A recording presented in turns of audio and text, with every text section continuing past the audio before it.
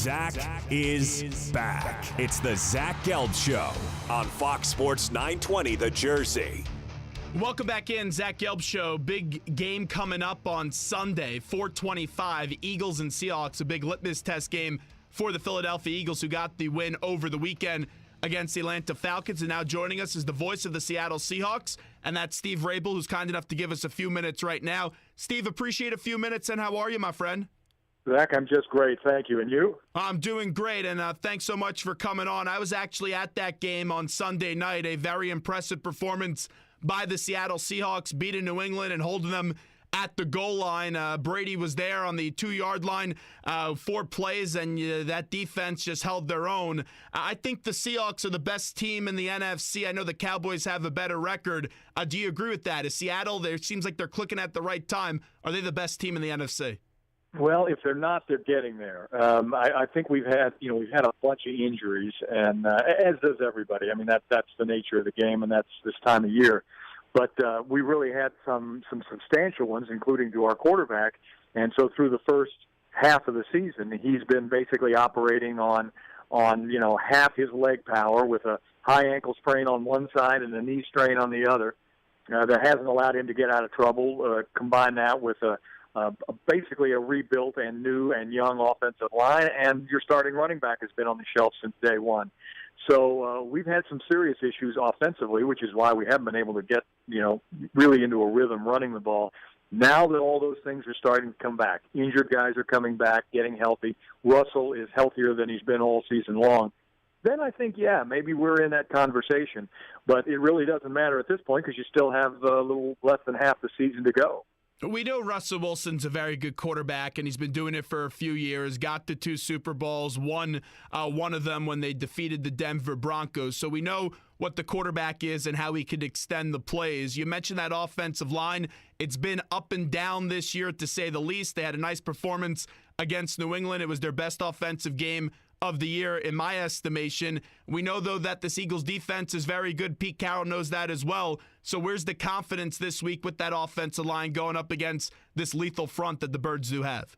Well, I think that their confidence kind of grows a little bit each week as they have more and more success. Yeah, Russell was sacked a 3 times against the Pats, but they did a decent job of getting through, and a couple of them were just flat misses. We got some guys up there that are just green as grass on the offensive front, and the only way you can get better is to play through it and to learn from your mistakes, watch it on film, and then make the corrections. And so that's what they're doing. And as long as Russell can get himself out of trouble, which he is now finally able to do, I think the offense is going to be okay. We got a guy coming back, the guy who started the season at left tackle. He'll be ready to play this week, Bradley Sowell, but he may not be able to displace the young man who took his place, and that's a kid who didn't even play college football. So we're kind of shaking things up a little bit on the offensive front, but I think they're getting better each and every week, and it's part of the running attack too. Not being able to run the ball as effectively early on was the fact that we were missing Thomas Rawls, and he was the kind of the power back that mimicked in a lot of ways what Marshawn Lynch did for us for years. Kristen Michael, who the Seahawks just released yesterday, in fact, was not the same kind of runner. And with C.J. Prosise now, his ability to come out of the backfield, run the ball as well as catch the ball, I think it's going to be a really great 1-2 punch, and that will make the offensive line, those two guys will make the offensive line better. I saw Prosise play at Notre Dame when I was covering Temple football. Very impressed with him, and that's been a problem for the Eagles this year, is defending those multi-dimensional backs that can not only kill you on the ground, but also through the air. That Prosise is a nice player, Steve. Well, he really is. He's got a lot of talent. He's excellent, as I said, coming out of the backfield, catching the football. He made a catch the other night. You were there, you saw it, between 2 defenders down near the 5-yard line. Now, it was a perfect pass by Russell, just kind of laying it up over the top and dropped it right in, a beautiful raindrop sort of throw. But still, he had to hang on to that football because he knew he was going to get sandwiched, and he did. And that is the sign of a kid who I think is ready to play at this level. He was injured early in the season as well. This is, only the second game he's been back after breaking a bone in his wrist. So he's actually, healing also. I just think this kid is got a lot of talent. He's going to be around for a while. And an enormous difference this year for the offense of the Seahawks has just been the production of Jimmy Graham. I was surprised how not impressive he was last year, because when you guys acquired him, I thought, the Seahawks probably going to get right back to the Super Bowl. What's been the biggest difference with Jimmy Graham from last year to this year? Because he looks like a totally, completely different player. Yeah, I think part of it, Zach, is his comfort level with Russell. I think, Jimmy was one of the guys, quite frankly, who came in last year, didn't know anybody, and had sort of a run-in with a couple of our defensive players when we played the Saints. That's right. In the playoff game 2 years ago. And, he was readily accepted, especially by Russell. And, in fact, so much so that Russell invited him to his wedding over in Liverpool, England this summer. They've become really, really fast friends. And Jimmy is, he's a really nice young man. He doesn't speak a lot. He doesn't like to talk to the press. I've wanted to interview him now since the day he came in, and he's just not comfortable sitting down in one-on-one settings. And I understand that. I get it.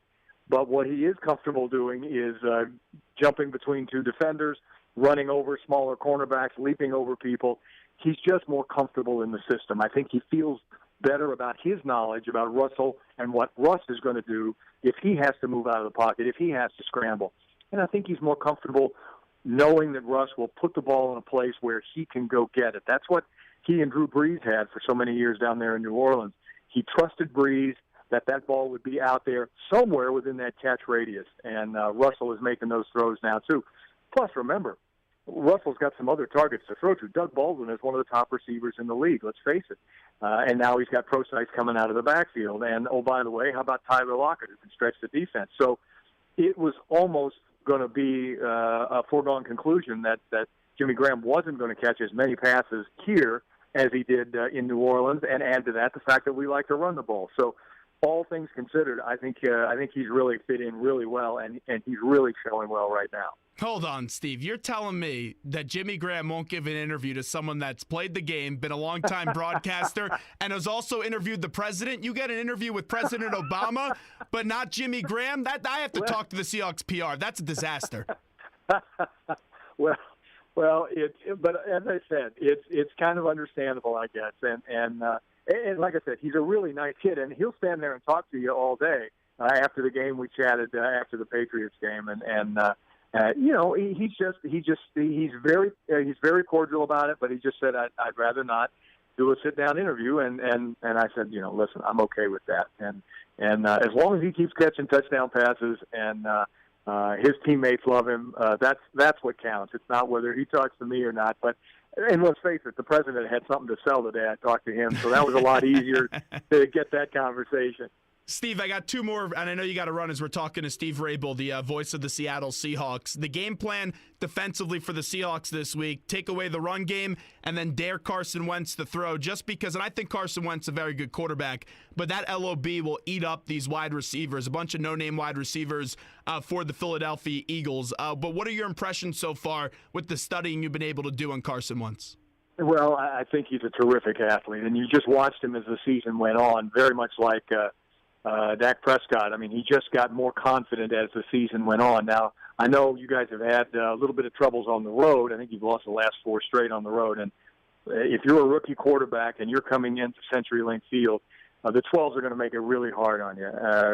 Combine that, as you said, with our defense, the way we're getting to the quarterback right now. And if not knocking him off his feet, at least putting pressure on him. But the guys in the back end are playing really well. And we're, we sprinkle in the blitz. We don't like to blitz a lot, but when we do, we'll bring a backer or two. Sometimes we'll bring Cam, and that got Tom Brady's attention, as you saw the other night when Cam came in and ended up hitting him down around the knee, took a penalty for it. But Tom was he was a little skittish the rest of the game, wanting to get rid of the football.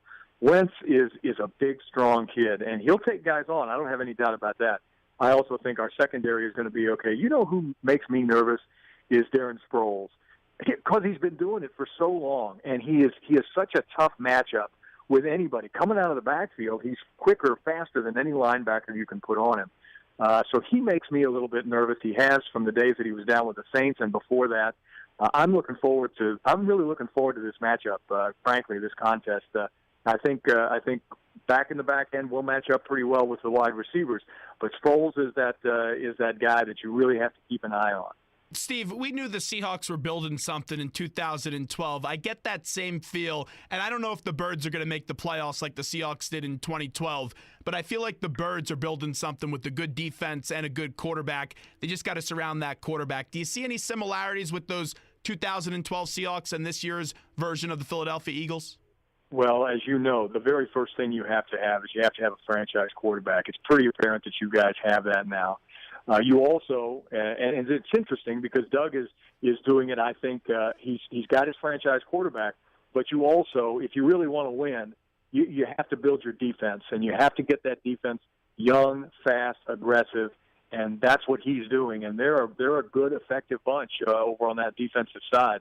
And now you can start to build back up with your offensive line. You can get some skilled players in there that are special, that can make a difference. But defense and quarterback is how you build a championship team.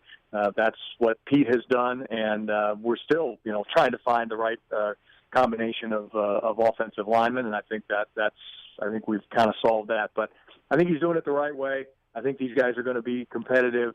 You're in a tough division right now because Dallas is on the upswing. They've got a young running back. They got a great young quarterback. They got the best offensive line in football, and so they're trying to retool their defense and make that more effective. So, we were in the NFC West, the toughest division in football for the last 2 or 3 years, and now San Francisco and Arizona have kind of fallen down just a little bit. The Rams are still trying to find their way.